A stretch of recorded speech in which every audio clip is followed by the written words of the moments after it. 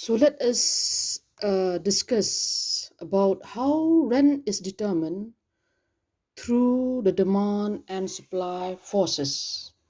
I think you can see we have three different figures. That is figure one, which represents the firm, figure two, which represents the industry, and figure three that represents the society or the economy as a whole. If you look at the first figure or the first diagram, this particular figure it did represents the case of a firm. Yes, having the two axes, the OX, the OY axis. The OX axis represent the quantity demanded, whereas and supplied, we have the OY axis representing the rent. We have the supply curve, this curve which is parallel towards the OX axis. Why is that? Is because the supply of land from the point of view of a firm is said to be perfectly elastic, and yes, the demand curve as usual, a downward sloping curve. So taking this D over here as the original demand curve, okay, this demand curve, this D curve did intersects this supply curve at point E and giving us and determines OQ as the quantity demanded and supplied and OR as the rent that is being paid. So let us suppose demand increases. If demand increases, there will be a shift in the demand curve from the original position D, and it will now take a new shape or a new name by the name of D1. Okay, and this new demand curve, the D1, did intersect the supply curve at point E1, giving OQ1 as the quantity demanded and supplied, which means for a firm, if demand increases, yes, we can see the demand curve shift. Okay, quantity supplied and demanded will increase. It will increase from OQ to OQ1. Whereas, even though if there is a change in the quantity demanded and supplied, what happened was if we look at the rent will remain the same, that is at OR.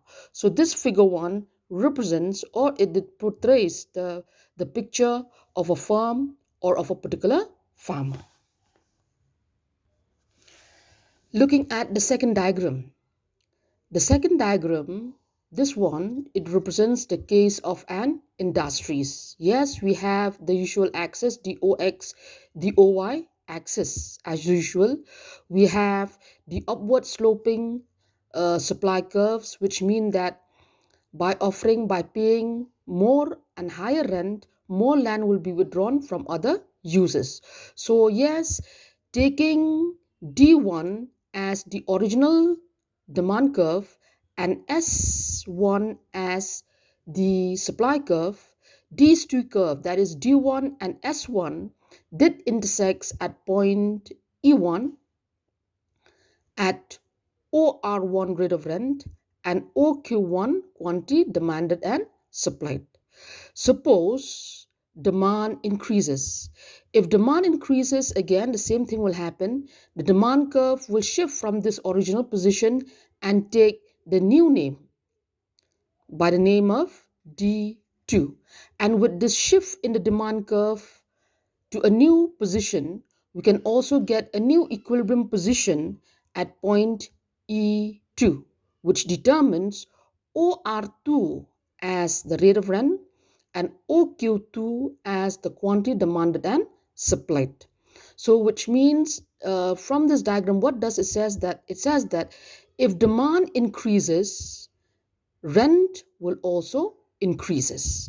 If demand increases, the demand curve will shift upwards, and not only that, the quantity demanded and supplied will also increases, and the amount of rent will also keep on increases. Opposite will happen if there is a fall in demand. Again, taking this as the original demand and supply curve, taking E1 as the equilibrium point, suppose demand decreases.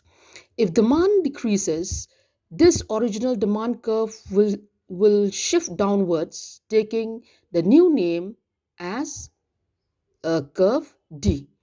And this new demand curve, that is the curve D, intersects the supply curve S1 at point E, which means it determines OQ as the quantity demanded and supplied and OR as the rent, which means if demand decreases, if demand decreases, there will be a tendency for a reduction in the quantity demanded and supplied. That means from Q1 to Q, and there will also be a fall or a decline in the rent from OR1 to OR. So this is a picture representing the case of an industry.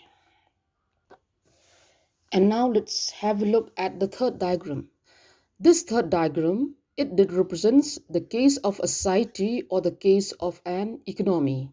Here we have this as the supply curve of the economy, as well as these D1, D2, D3, D4, so on and so forth, represents the demand curves.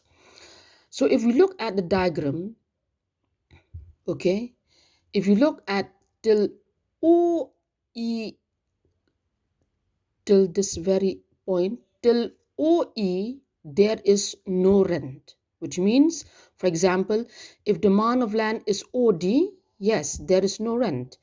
If demand of land is OE or D1, also there is no rent. Because what happened here is, initially, yes, to an economy, what happened was, uh, when demand is quite low with due to less population, so on and so forth, there is abundance of land. Okay, but what has been assumed by Ricardo, as years pass by, demand will keep on increasing, isn't it, due to increased population. Okay, so what happened was, till D, representing by a D demand curve, till E, representing by the D1 demand curve, there is no rent. Okay, but however, there will be a tendency for demand to keep on increasing as years roll by.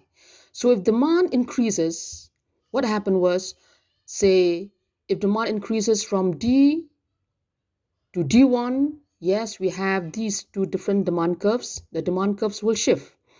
If demand keep on increases beyond D1, say increases to D2, rent will come into the picture. That means at D2 demand curve, okay, the intersection of this D2 demand curve and this SE supply curves determine or giving us the E2 as the equilibrium point and OR2 as the amount of rent.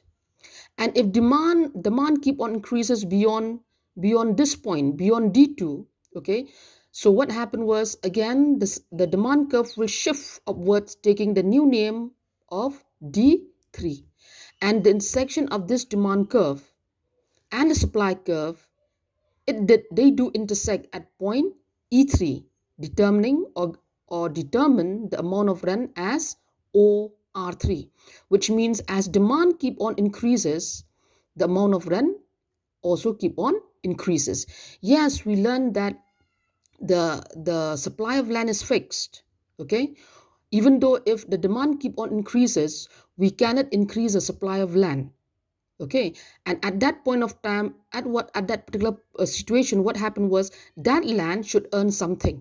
Okay, and that something that is being earned by land due to its scarcity is referred to as the scarcity rent. Okay, so this is the diagrammatical explanation of the modern theory of rent, when the modern economists try to explain how rent is determined both from the demand as well as the supply side, both from the point of view of a firm or from the point of view of industry as well as from the point of view of an economy.